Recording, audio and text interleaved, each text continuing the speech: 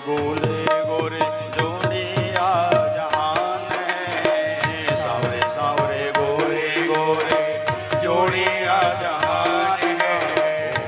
अखियों में देख लिया सुन लिया कान है, अखियों में देख लिया सुन लिया कान है, अखियों में देख लिया सुन लिया कान।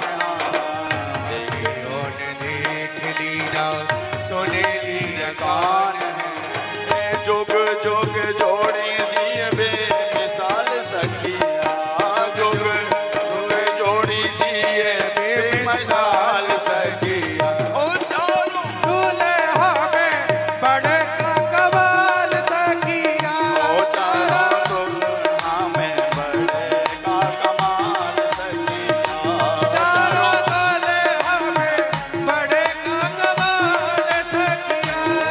आज मिथिला नगरिया निहाल सखिया, आज मिथिला नगरिया निहाल सखिया। ओ चारों दुल्हा में बड़े का कमाल सखिया, चारों दूल्हा में बड़े का कमाल सखिया।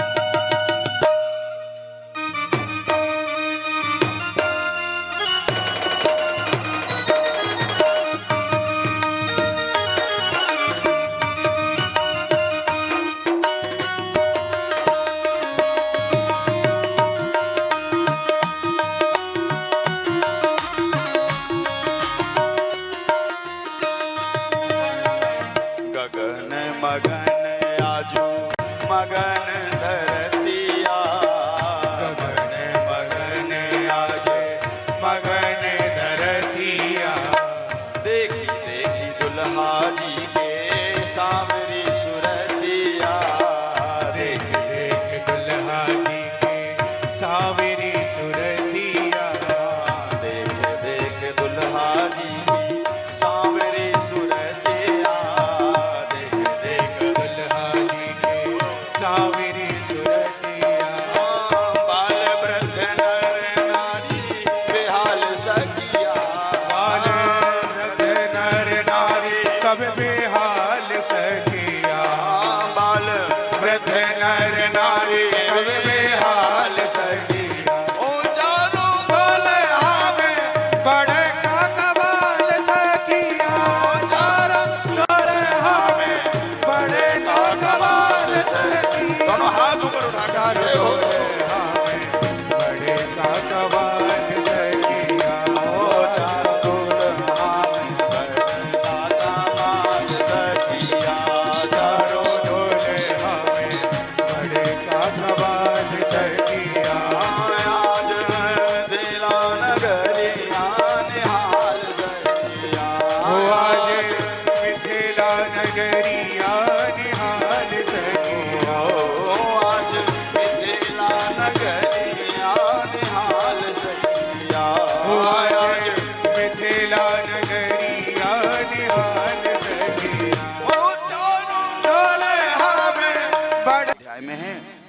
इस प्रकार से प्रभु ने आगे चल करके दिव्य संतों का संग किया, जानकी जी का अपहरण हुआ और फिर राम जी ने वानरों के द्वारा सेतु संधान करके लंका पर विजय प्राप्त करके रावण को मार करके कुंभकर्ण आदि का संहार करके विभीषण को राज्य शासन दे करके पुनः पुष्पक विमान से प्रभु पुनः अयोध्या लौट करके आए हैं। फिर भगवान राज्याभिषेक करके राज्य पर अभिषिक्त हुए हैं। इस प्रकार की कथा का वर्णन करते हुए श्री सुखदेव जी कहते हैं राजा परीक्षित, और अब आओ हम चंद्रवंश में उत्पन्न हमारे गोविंद की चर्चा करते हैं। और आप लोग भी बड़ी देर से प्रतीक्षा कर रहे हैं ना, कब लड्डू मिलेंगे, कब पेड़े मिलेंगे। पंडित जी कह तो खूब रहे रसगुल्ले की कथा, रसगुल्ले की, पर रसगुल्ला मिल नहीं रहा है ना। तो आओ जल्दी जल्दी चलते हैं, प्रतीक्षा का फल मीठा ही होता है।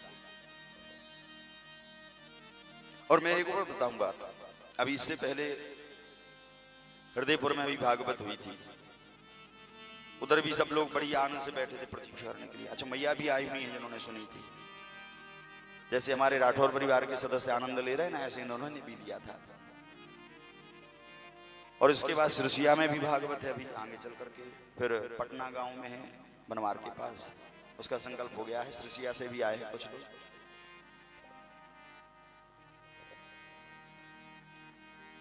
आओ गोविंद की चर्चा करते हैं। सुखदेव जी कहते हैं राजा परीक्षित, चंद्रवंश चंद्रमा से शुरू होता है, और चंद्रमा के पुनर्वसु नाम का पुत्र हुआ, उनका पुत्र आहुक, आहुक के देवक उग्रसेन जैसे 2 पुत्र हुए। और इस विषय पर हम आपको कल बताएंगे, क्योंकि जल्दी जल्दी बोलने पर आनंद नहीं आता है कथा में, इसलिए चंद्रवंश को विधिवत वर्णन हम कल बताएंगे आपके लिए। अभी सीधे कंस के पास पहुंचते हैं, क्योंकि उग्रसेन कौन है, कंस कितने भाई थे, कंस की कितनी बहनें थी, ये सारी चर्चा कल करेंगे कथा प्रारंभ होने ही पर। अभी तो केवल इतना बताते हैं कि चंद्रमा से ही चंद्रवंश शुरू होता है। फिर इनके आहुक नाम के पुत्र, उनसे 2 पुत्र हुए, देवक उग्रसेन। देवक के 4 पुत्र हुए, देववान, उपदेन, सुदेव, देववर्धन आदि।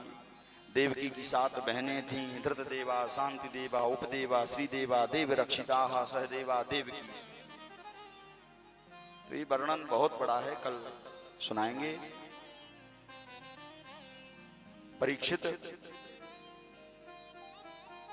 वसुदेव जी की भी बहुत सी शादियां हुई थी और उनके भी बहुत से पुत्र हुए थे, इसका वर्णन भी कल सुनाएंगे।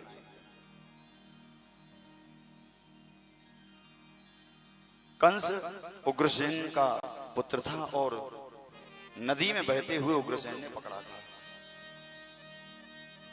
ये सूरसेन ने उनको पकड़ा। सूरसेन ने बहुत काल तक इनका लालन पालन किया, और सूरसेन के पुत्र ही हैं वसुदेव जी, इसलिए थोड़ा सा मित्रता भी था और प्रेम भी था कंस का। इसलिए आगे चल करके जब कंसा, कंसवती, कंका, कंसभू, 5 जो इनकी बहनें थी कंस की, इनमें से देवकी काका की लड़कियां थी। तो देवकी का जब विवाह करने लगा तो कंस ने कहा इनका विवाह हम अपने मित्र से करेंगे, अर्थात सूरसेन के पुत्र वसुदेव जी के साथ। रथ में बिठाल करके जब चल रहा था, इतने में आकाशवाणी हुई कि हे कंस, बड़ी प्रसन्नता के साथ जिसको तू रथ पर आरूढ़ करके ले जा रहा है ना, इसी देवकी के अष्टम गर्भ से जो पुत्र उत्पन्न होगा वो तेरा मारने वाला होगा। और जैसे ही आकाशवाणी सुनी, पति प्रगृहणाम